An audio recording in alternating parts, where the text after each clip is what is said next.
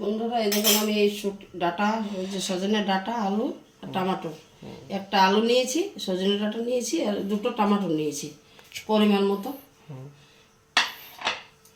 কড়া বসিয়ে দিয়েছি,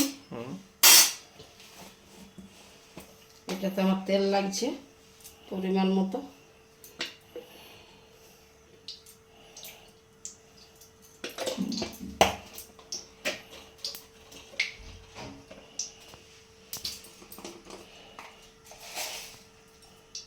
একটু পাঁচফোড়ন লাগছে, পাঁচফোড়ন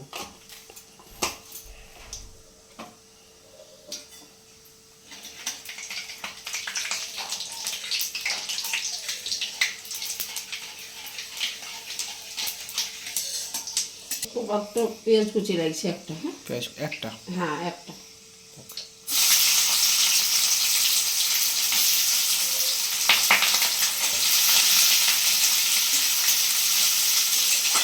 এটা একটু লাল করে ভেজে নেব, এটা পোস্ত দিয়ে বানাবো তো। আচ্ছা, তার জন্য একটা পেঁয়াজ দিয়ে দিলাম। পোস্ত দিয়ে বানাবো নাকি? হ্যাঁ, অনেকভাবে বানাই, আমি পোস্ত দিয়ে একটু বানাবো, ওই জন্য একটা পেঁয়াজ দিয়ে। পেঁয়াজটা মোটামুটি ব্রাউন কালার হয়ে গেছে। হ্যাঁ, এরপরে আমি ছেড়ে দেবো এগুলো এক এক করে।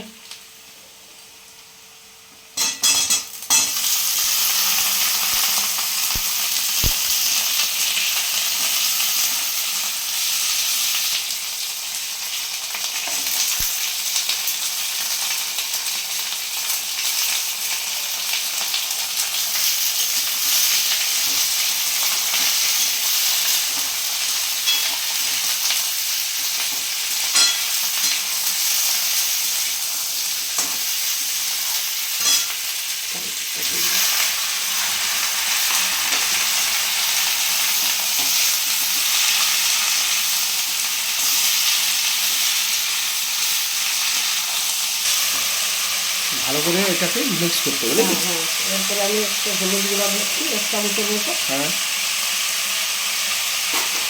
একটু জিরে গুঁড়া, জিরা গুঁড়া, হ্যাঁ, একটু কাশ্মীরি লঙ্কা গুঁড়া, কাশ্মীরি লঙ্কা গুঁড়া, পরিমাণ মতো নুন দিব। সাদা নুন পরিমাণ মতো। টমাটোটা আছে 2 চামচ দিলে। 2 চামচ দিতে হবে। হ্যাঁ,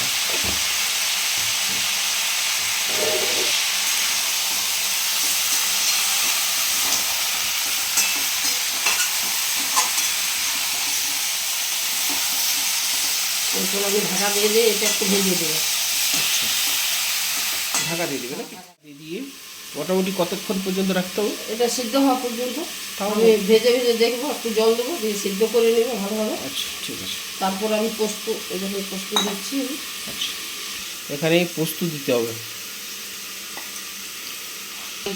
এই চামচে 2 চামচ পোস্ত।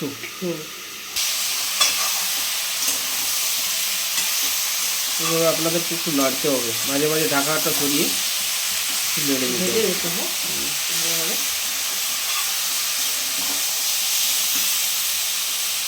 চলুন একটু পরে তাহলে আসছি। বন্ধুরা এই যে দেখুন ভাজা হয়ে গেছে মোটামুটি একটু সবজিটা। এরপরে কি করবে? এরপর আমি জল দিয়ে সিদ্ধ করবো। জল লাগবে নাকি? বাটি জল দিচ্ছি, 2 বাটির মতো জল দিলাম, এটা হয়ে যাবে সিদ্ধ। এরপর ঢেকে দেবে নাকি? হ্যাঁ,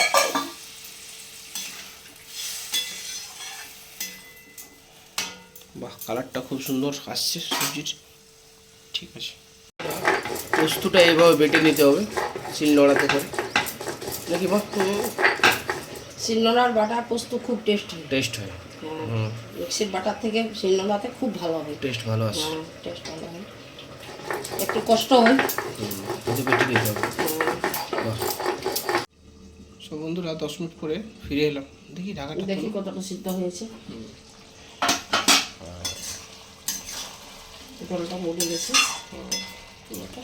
আলুটা হ্যাঁ সিদ্ধ হয়ে গেছে। সিদ্ধ হয়ে গেছে নাকি আলু? এরপর আমি পোস্তটা দিয়ে দেবো। পোস্ত দেবে না?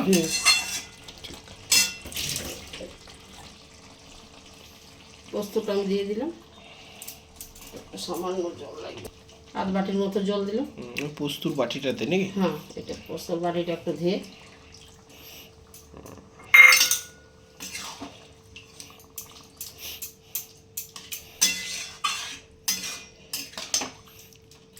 এই সল্লা ফুলের ডাঁটা খাওয়া ভালো না? বসন্তের সময় ওই যে টক সয় ওইটার জন্য এগুলো খেতে হয়। সিজন ইয়ে বলে না, সিজনের এগুলো।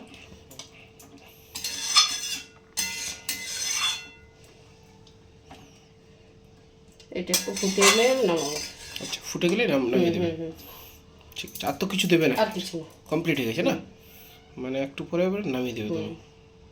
ঠিক, এই দেখুন সবজি রেডি হয়ে গেছে।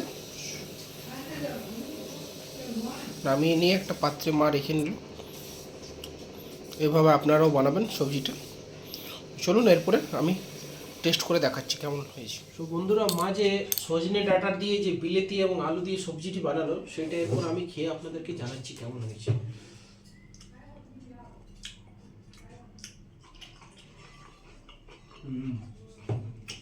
খুব টেস্টফুল হয়েছে সবজিটা।